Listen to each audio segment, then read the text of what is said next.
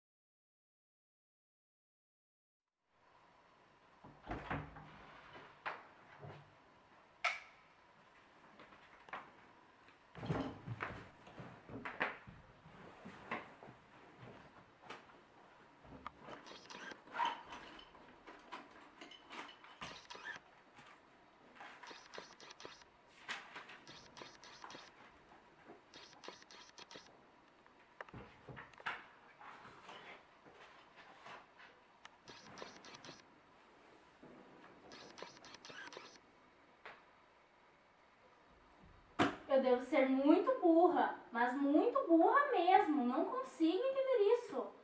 Odeio matemática. Saco.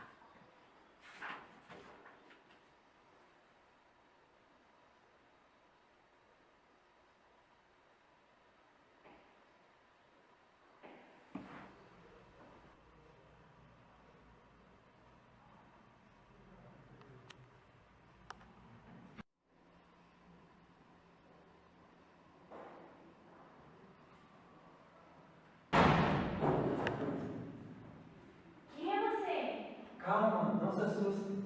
Eu sou Malba Tahan. Eu fui professor de matemática, história, geografia e física. Tá, mas o que você está fazendo aqui? Eu estou aqui para mostrar para você que a matemática não é nenhum bicho de 7 cabeças, e ela pode ser divertida. Divertida? Você só pode estar louco mesmo. Mas Malba Tahan, eu nunca ouvi falar de você. Na verdade, meu nome é Júlio César de Melo Souza. E eu usava o pseudônimo de Malba Tahan para poder publicar os meus livros. Mas por quê? Você não gostava do seu nome? Não, não é isso. Um jornal, ele recusou os meus contos quando eu usei meu nome Então eu usei um nome falso e consegui publicar nesse mesmo jornal. Aí, como a estratégia funcionou, decidi usar sempre um pseudônimo estrangeiro. Escolhi Malbatarã, pois adorava escrever histórias árabes. E foi com esse nome que eu publiquei a maioria dos meus livros. Entre elas, a mais importante foi O Homem que Calculava. E para variar sua matemática, deve ser uma chatice. Não é não. E para lhe mostrar que a matemática está em tudo e é essencial, eu vou lhe contar algumas passagens do meu livro. Um homem chamado Beremis Samir nasceu na pequenina aldeia de Khoi, na Pérsia. Muito moço ainda, empregou-se como pastor a serviço de um rico senhor. Todos os dias, com receio de perder alguma ovelha, contava o rebanho várias vezes. Assim, adquiriu a habilidade de, num relance, calcular sem erro o rebanho inteiro. Não contente com isso, passou a contar os bandos de pássaros, as árvores, as folhas, as flores, as abelhas de um enxame. Aquela árvore, por exemplo, meu amigo, ela tem 284 ramos.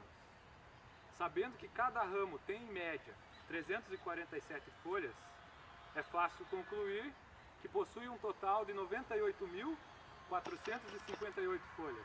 Nossa, é impressionante como o homem pode contar tão rapidamente todas as folhas de uma árvore.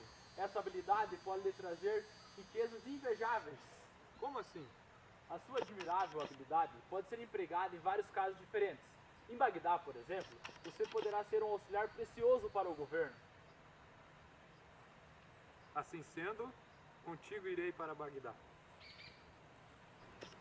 Bah, Berenice era mesmo muito inteligente. Mas me conte, o que aconteceu em Bagdá? No caminho a Bagdá, Beremis e seu amigo encontraram um pobre viajante ferido. Veja, Berenice, um homem caído. Socorreram o infeliz e ele contou o que aconteceu. Ele era um dos mais ricos mercadores de Bagdá e sua caravana foi atacada por nômades persas no deserto.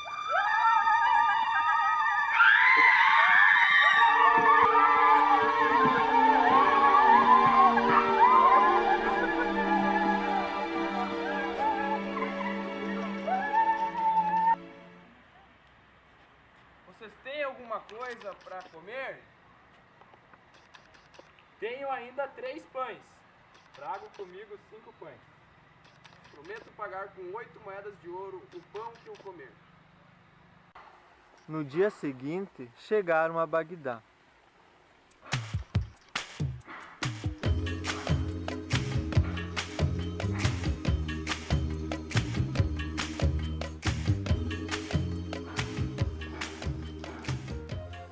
E Salem Nazair ordenou ao vizir Ibrahim Maluf que lhe pagasse sem perda de tempo. Então ele entregou 5 moedas para Beremis e 3 moedas para seu amigo. Perdão a cheque. A divisão dessa maneira pode parecer muito simples, mas não é matematicamente correta. Como eu dei 5 pães, devo receber 7 moedas. Meu companheiro, que deu 3, deve receber apenas 1 moeda. Pelo nome de Maomé, como justificar, ó estrangeiro, tão disparatado de pagar 8 pães com 8 moedas? Se contribuíste com 5 pães, por que exige 7 moedas? E se seu amigo contribuiu com 3 pães, por que afirmas que ele deve receber apenas 1 moeda? Pois como dei 5 pães e meu amigo 3, e cada pão foi dividido em 3 pedaços, logo tínhamos um total de 24 pedaços, e cada um comeu 8 pedaços. Desta forma, dos 15 pedaços, na verdade dei 7, e meu amigo dos 9 pedaços deu 1. Por isso a mim cabem 7 moedas, e a ele apenas 1 moeda. O grão-vizir elogiou ao homem que calculava e ordenou que lhe fossem entregues 7 moedas e a seu amigo 1. Então, Beremis disse que essa divisão de 7 moedas para ele e 1 para seu amigo, conforme tinha provado, é matematicamente certa, mas não é perfeita aos olhos de Deus. O justo seria 4 moedas para cada um. Nesse momento, o vizir elogia o homem que calculava, dizendo: como você é extraordinário! Além de ser um sábio e habilíssimo nos cálculos e na aritmética, é bom e generoso para com o companheiro.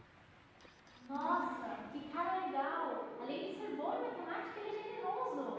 Vamos, me conte mais sobre o livro. A pedido do cheque Yazid Abu Hamid, Beremiz ensinava matemática a Telassim, filha do mesmo. Porém, durante as aulas, o homem que calculava não havia. Separados por um reposteiro, Telassim com o rosto coberto e vigiados por 2 escravas. Beremiz se apaixonou por Telassim e queria casar-se com ela. Entretanto, o califa disse que o pai de Telassim aceitaria o casamento somente se Beremiz resolvesse diante de todos os nobres um curioso problema. Tenho 5 lindas escravas. Dessas 5, 3 possuem os olhos azuis. As outras 2 possuem os olhos negros. As que possuem os olhos azuis, elas mentem.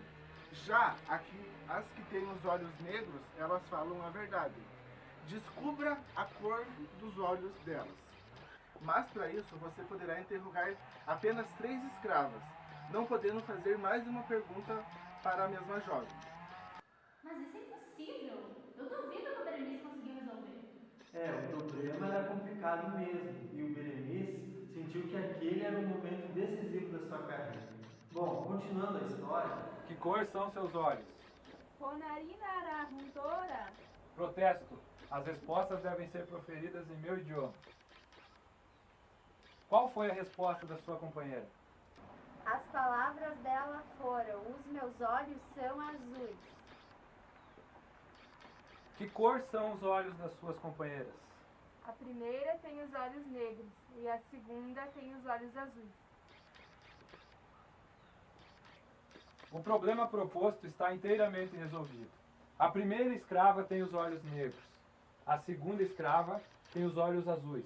A terceira escrava tem os olhos negros. E as 2 últimas têm os olhos azuis.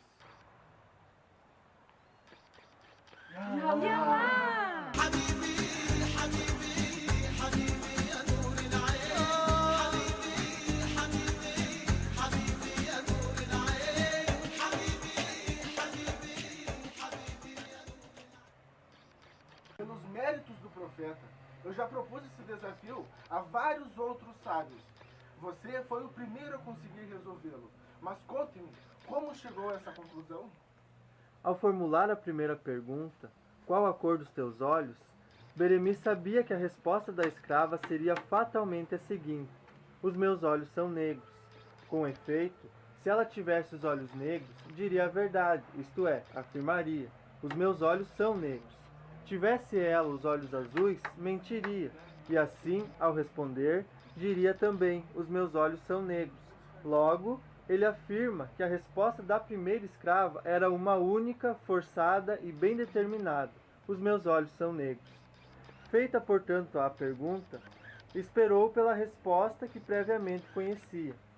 A escrava, respondendo em dialeto desconhecido, auxiliou-o de modo prodigioso. Realmente, alegando não ter entendido o arrevezado idioma chinês, interrogou a segunda escrava: qual foi a resposta que a sua companheira acabou de proferir? Disse a segunda: as palavras foram: os meus olhos são azuis. Tal resposta vinha demonstrar que a segunda mentia, pois essa não podia ter sido de forma alguma a resposta da primeira jovem. Ora, se a segunda mentia, era evidente que tinha os olhos azuis. Reparou nessa particularidade notável para a solução do enigma. Das 5 escravas, nesse momento, havia uma cuja incógnita estava, pois, por ele resolvida, com todo o rigor matemático. Era a segunda. Havia faltado com a verdade, logo tinha os olhos azuis. Restavam ainda descobrir 4 incógnitas do problema. Aproveitando a terceira e última pergunta, ele interpelou a escrava que se achava no centro da fila.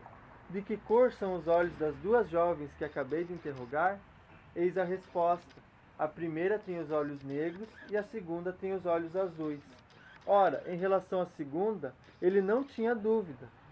Que conclusão pôde tirar então da terceira resposta? Muito simples. A terceira escrava não mentira, pois confirmara que a segunda tinha os olhos azuis. Se a terceira não mentira, os seus olhos eram negros e as suas palavras eram a expressão da verdade, isto é, a primeira escrava tinha também os olhos negros. Foi fácil concluir que as duas últimas, por exclusão, tinham os olhos azuis. Nossa, Berenice era mesmo inteligente. E o que aconteceu depois? Ele resolveu outros problemas? Ele casou com ela assim? Vamos, me conte. Se você quiser saber, vai ter que ler o meu livro. Vou ler mesmo. Confesso que depois de todas as histórias, eu até me interessei pela matemática. Que bom, então eu creio que eu já cumpri a minha missão. Agora eu preciso ir. Não, fica mais um pouco. Infelizmente não dá. E afinal, já está na hora de você levantar para ir para a escola.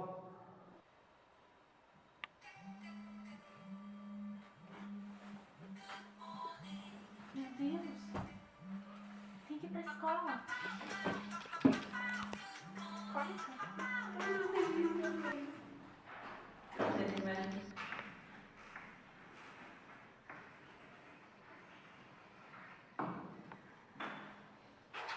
Hoje é o Dia Nacional da Matemática.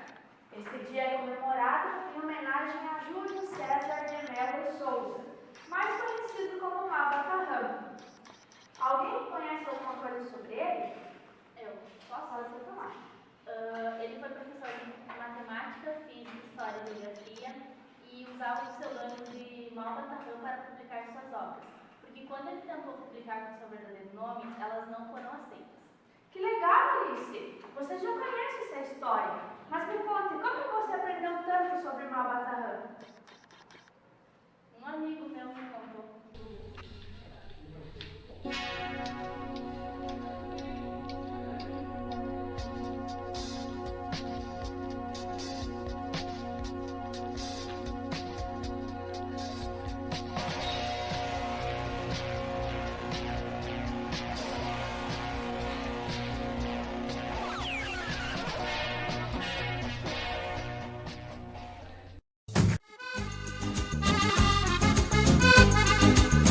حبيبي يا نور العين يا ساكن خيالي عاشق بقالي سنين